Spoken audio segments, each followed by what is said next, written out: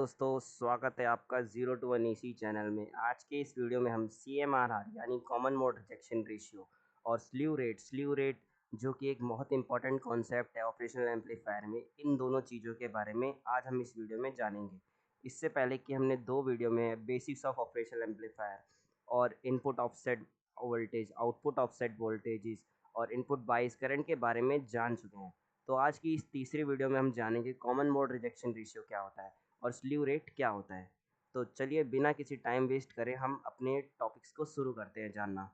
तो आज का हमारा टॉपिक्स है पहला, common mode rejection ratio. Common mode rejection ratio में क्या होता है? CMRR is the ability of an op amp to reject common signal same voltage applied to the both inverting and non inverting inputs.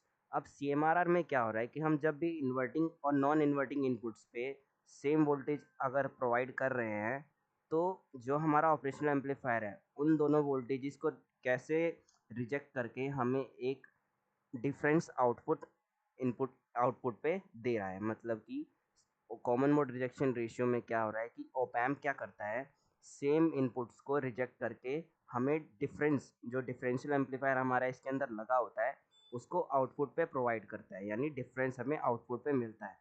तो इसका formula क्या होता है? CMRR is equal to differential gain AD upon में common mode gain. मतलब कि ये ratio होता है डिफरेंशियल गेन, जो हमारा डिफरेंशियल एम्पलीफायर का जो गेन होता है और जो कॉमन मोड का जो गेन होता है, उसका जो रेशियो होता है वो क्या होता है? CMRR होता है। और इससे हम अपना CMR निकाल पाते हैं। और जब CMR को डेसिबल में निकालने की बात आती है, तो डेसिबल में कैसे निकालते हैं? 20 इंटू लॉग AD अपॉन में AC। 20 इंटू लॉग से मल्टीप्लाई कर देना होता है हमारे डिफरेंशियल गेन और कॉमन मोड गेन को, तो हमारा डेसिबल में CMRR निकल जाता है। अब ये जानते हैं कि हमारे ऑपरेशनल एम्पलीफायर के लिए CMRR इम्पॉर्टेंट क्यों है। ये इम्पोर्टेंट इसलिए है, rejects unwanted noise present on the both inputs. CMRR क्या करता है कि अनवांटेड नॉइस को क्या करता है, वो हटा देता है, रिजेक्ट कर देता है, वो हमारे आउटपुट पे आने ही नहीं देता। Gives accurate and clean signal amplification. ये क्या करता है कि जो इन्वर्टिंग और नॉन इन्वर्टिंग इनपुट्स पे सिग्नल प्रोवाइड करते हैं, उनका एम्पलीफिकेशन एक प्योरिटी की फॉर्म में हमें आउटपुट पे देता है बिना किसी डिस्टॉर्शन के। Improve performance in noisy environment.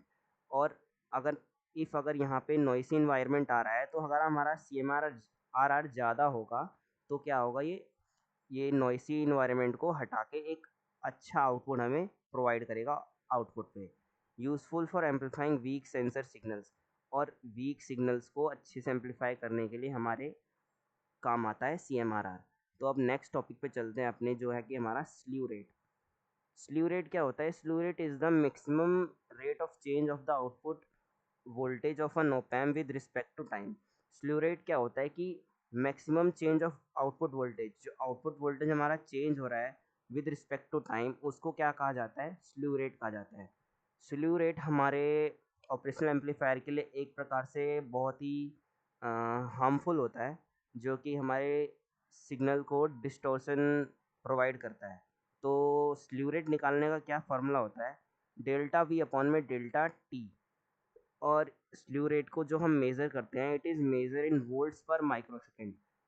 इसमें क्या होता है कि अगर हमारा क्या कहते हैं वोल्टेज 1 माइक्रो वोल्ट पर सेकंड है, तो मतलब कि वो 1 वोल्ट वोल्टेज 1 माइक्रो सेकंड में चेंज हो रहा है। मतलब कि स्लीव रेट में क्या होता है कि अगर हमारा 1 वोल्ट वोल्टेज हमने अप्लाई करा है यहाँ पे, तो वो वोल्टेज 1 माइक्रो सेकेंड में चेंज होगा, जिससे कि यहाँ पे लिखा है maximum rate of output voltage change with respect to time. अब इफेक्ट क्या है स्लीव रेट के? स्लीव रेट के इफेक्ट क्या है? Signal distortion at high frequency. Signal distort हो जाता है हाई फ्रीक्वेंसी पे। लिमिटेड बैंडविड्थ प्रोवाइड करता है। Poor audio video quality. अब सिग्नल्स को क्या कर देता है? ऑडियो को पुअर कर देता है, वीडियो को पुअर कर देता है। डिले इन इनपुट, जो इन आउटपुट पे क्या करता है? डिले कर देता है। Inaccurate amplification of fast signals. और एम्पलीफिकेशन, जो सिग्नल फास्ट हो सकते थे उनको इनएक्यूरेट करके उसे और डिले कर देता है सिग्नल को। अब हम स्लीव रेट को ओवरकम करने के लिए क्या कर सकते हैं? स्लीव रेट को ओवरकम करने के लिए हम use a high slew rate op amp. एक स्लीव रेट जो high slew rate op amp है, जिसमें कि हमारा आउटपुट वोल्टेज और क्या कहते हैं वो टाइम के हिसाब से जल्दी जल्दी चेंज हो, तो उस वैसी आईसीज को यूज़ करें स्लू रेट की। चूज ओपैम्प्स लाइक LM318 और TL071 फॉर फास्टर रिस्पॉन्स। ये एक ऐसे ओपैम्प्स है जिनमें स्लू रेट बहुत ही बेनिफिशियली काम करता है। रिड्यूस इनपुट सिग्नल फ्रिक्वेंसी और amplitude. Slower input change reduce the chance of distortion. आप क्या कर सकते हैं, रिड्यूस इनपुट सिग्नल और फ्रिक्वेंसी और एम्पलीट्यूड, इन सबको रिड्यूस करके हम क्या कर सकते हैं, डिस्टॉर्शन के चांस को कम कर सकते हैं स्लीव रेट ओपैम्प के अंदर, और स्लीव रेट को कम किया जा सकता है। तो ये था आज का हमारा दोनों टॉपिक, CMRR और स्लीव रेट। आशा है कि आपको बहुत ही अच्छे से समझ आया होगा। और भी इलेक्ट्रॉनिक से रिलेटेड वीडियोस के लिए प्लीज़ हमारे चैनल को सब्सक्राइब करें, लाइक करें। हमारा कंटेंट लास्ट टाइम एग्ज़ाम के लिए बहुत ही बेनिफिशियल है, जो कि आपको एक नोट्स प्रोवाइड करने में बहुत ही सहायता प्रदान करता है। Thank you.